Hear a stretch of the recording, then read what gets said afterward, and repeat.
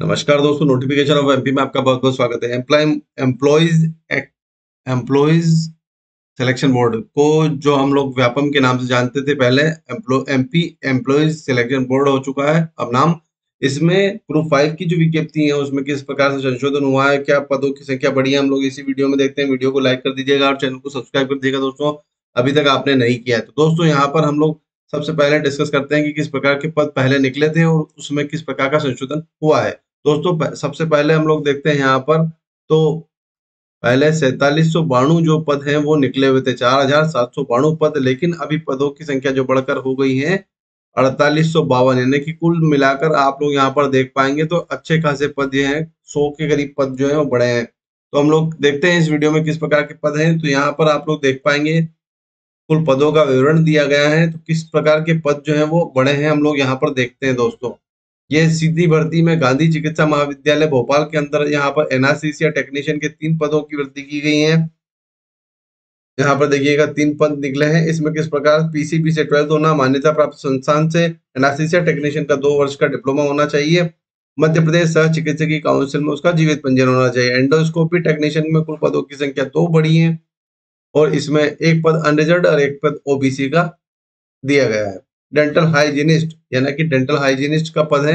यहाँ पर भी आप लोग यहाँ पर देखिएगा एंडोस्कोपी टेक्नीशियन में भी आपका मान्यता प्राप्त संस्थान से ओटी टेक्नीशियन का प्रमाण पत्र, यानी कि सर्टिफिकेट एंड ओटी टेक्नीशियन होना जरूरी रहेगा। इसमें मध्य प्रदेश से चिकित्सकीय परिषद में ओटी टेक्नीशियन के रूप में पंजीयन, आपका जीवित पंजीयन अनिवार्य रूप से होना चाहिए। डेंटल हाइजीनिस्ट के बारे में हम लोग देखते हैं, 1 पद निकला है, अनारक्षित का पद है। इसमें 22,100 से 70,000 यहाँ पर पेमेंट रहेगा लेवल 5 के अनुसार 7th पे के अंदर। यहाँ पे अभ्यर्थी को पीसीबी से 12th होना चाहिए, मान्यता प्राप्त संस्थान से डेंटल हाइजीनिस्ट का प्रमाण पत्र सर्टिफिकेट कोर्स होना चाहिए, मध्य प्रदेश चिकित्सकीय काउंसिल में पंजीयन होना चाहिए। डेंटल काउंसिल का पंजीयन होना अनिवार्य रूप से रहेगा। यूरोडायनेमिक टेक्नीशियन यानी किडनी ट्रांसप्लांट के में जो है कुल 3 पद हैं। यहाँ पर पदों की संख्या इस प्रकार से है, अनारक्षित का 1, अनुसूचित जाति का 1 और ओबीसी का 1 पद। इसमें किस प्रकार से मान्यता प्राप्त संस्थान से संबंधित विषय में डिग्री या डिप्लोमा होना चाहिए, यानी कि यूरोडायनेमिक टेक्नीशियन यानी किडनी ट्रांसप्लांट से संबंधित आपका डिग्री या डिप्लोमा होना चाहिए। मध्य प्रदेश चिकित्सकीय काउंसिल में आपका जीवित पंजीयन होना अनिवार्य है, पीसीबी से 12th होना चाहिए।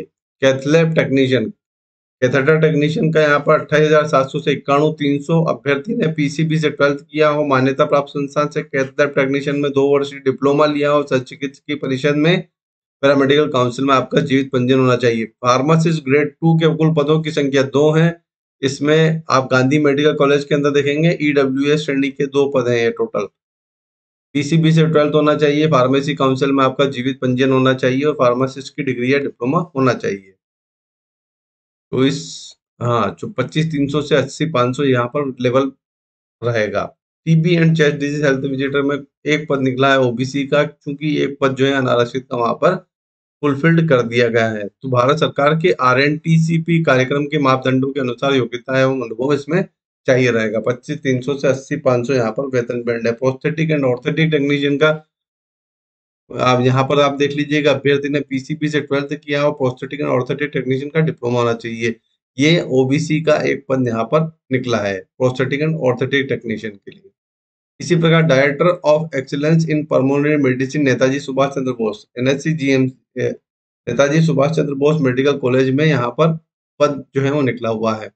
लैब टेक्नीशियन के कुल पदों की संख्या 6 है। आप यहाँ पर इस प्रकार से पूरा स्क्रीनशॉट लेकर ये देख सकते हैं कि किस प्रकार के पदों की संख्या को निकाला गया है लैब टेक्नीशियन के लिए। इसी प्रकार ओटी अटेंडेंट के पदों की संख्या यहाँ पर 8 है। तो पीसीबी से 12th होना चाहिए। ओटी अटेंडेंट में केवल पीसीबी से 12th 12वीं पास जो व्यक्ति हैं वो इसमें आवेदन कर सकता है। ये जो है चतुर्थ श्रेणी का पद रहेगा दोस्तों। यहाँ पर देखिएगा वेतन बैंड जो है वो अटेंडेंट का दिया गया है, तो अटेंडेंट का पद जो है वो चतुर्थ श्रेणी के अंतर्गत आता है वर्तमान में। स्लीप टेक्नीशियन 5,200 से 2,800 ग्रेड पे, स्लीप टेक्नीशियन का जो ग्रेड है वो 2,800 रहेगा। ये छठे वेतनमान से है। 7th पे में आप यहाँ पर इसको 28,700 ऐसा कुछ है यहाँ पर बैंड जो है वो निर्धारित किया गया है। अभ्यर्थी ने पीसीबी से 12th किया हो, पीएफटी टेक्नीशियन या रेस्पिरेटरी थेरेपिस्ट का डिग्री, डिप्लोमा या सर्टिफिकेट कोर्स किया हो। स्लीप टेक्नीशियन की मान्यता प्राप्त संस्थान से 2 वर्ष का कार्यानुभव, या स्लीप टेक्नीशियन का मान्यता प्राप्त संस्थान से 2 वर्ष का कार्यानुभव उसका होना चाहिए। दोस्तों यहाँ पे कार्यानुभव का अर्थ होता है, हमेशा आप यहाँ पर जब भी देखेंगे कार्यानुभव, किसी भी संस्था में आपने रेगुलर कार्य किया हो, वहां से आपने अनुभव प्राप्त किया हो और उनके द्वारा आपको सैलरी दी गई हो, तो सैलरी स्लिप की फोटोकॉपी भी आपको यहाँ पर साथ में लगानी रहेंगी। और संबंधित संस्था द्वारा ये मान्यता भी होना चाहिए कि इनने हमारे यहाँ पे अनुभव प्राप्त किया है, यानी कि कार्य किया है। कार्यालय संचालक ग्वालियर मानसिक रोग आरोग्यशाला, यानी कि जो मानसिक रोग आरोग्यशाला है ग्वालियर से संबद्ध उसको, तो यहाँ फार्मासिस्ट ग्रेड 2 के पदों की संख्या 4 निकली है दोस्तों। अनारक्षित के का 1 पद है, संविदा कर्मी में अनारक्षित का 1 पद और इसी प्रकार एसटी में 1 पद है और ओबीसी का 1 पद, कुल मिलाकर पदों की संख्या 4 है। पीसीबी से 12th होना चाहिए, फार्मेसी में डिग्री, डिप्लोमा और फार्मेसी काउंसिल मध्य प्रदेश में यहाँ पर जीवित पंजीयन होना अनिवार्य है।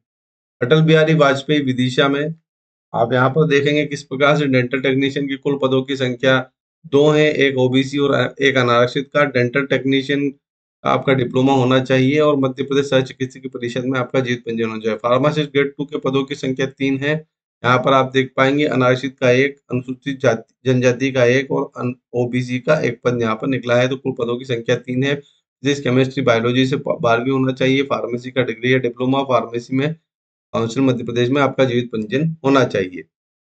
लैब टेक्नीशियन में कुल पदों की संख्या यहाँ पर देखिएगा 1 पद निकला है, 1 पद अनारक्षित का है। अभ्यर्थी का फिजिक्स, केमिस्ट्री, बायोलॉजी से 12th होना चाहिए।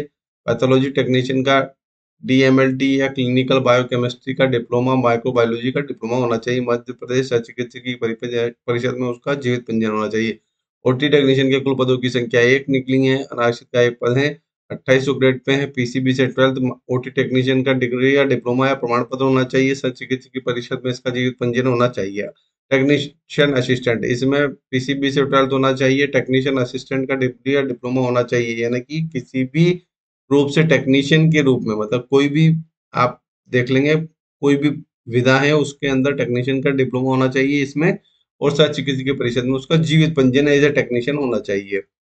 लैब अटेंडेंट के कुल पदों की संख्या 6 है, पीसीबी से 12th होना चाहिए। ये चतुर्थ श्रेणी का पद है, इसमें 1300 जो है वो वेतन बैंड दिया गया है। ड्रेसर ग्रेड 2 के कुल पदों की संख्या 6 निकली है, ओपन 2 और 1 ओपन महिला, यानी कि 3 पद अनारक्षित के हैं। अनुसूचित जाति का 1 पद है, अनुसूचित जनजाति का 1 पद है और ओबीसी का 1 पद निकला है। तो इस प्रकार कुल पदों की संख्या यहाँ पर ड्रेसर ग्रेड 2 में 1800 ग्रेड पे के साथ में चतुर्थ श्रेणी का ये भी पद होता है। अभ्यर्थी ने पीसीबी से 12th किया हो और 3 माह तक ड्रेसर का प्रशिक्षण प्राप्त किया हो। तो यहाँ पर आप लोग देखेंगे ड्रेसर का प्रशिक्षण आप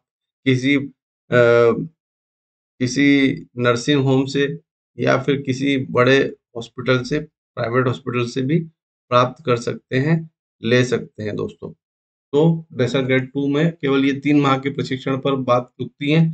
अभी चूंकि जो है प्रशिक्षण बंद हो चुका है इस प्रकार का, तो आप लोग कहीं से भी प्रशिक्षण प्राप्त कर सकते हैं। तो इस प्रकार से ये कैथ लैब वगैरह का पूरा सिलेबस भी दिया गया है।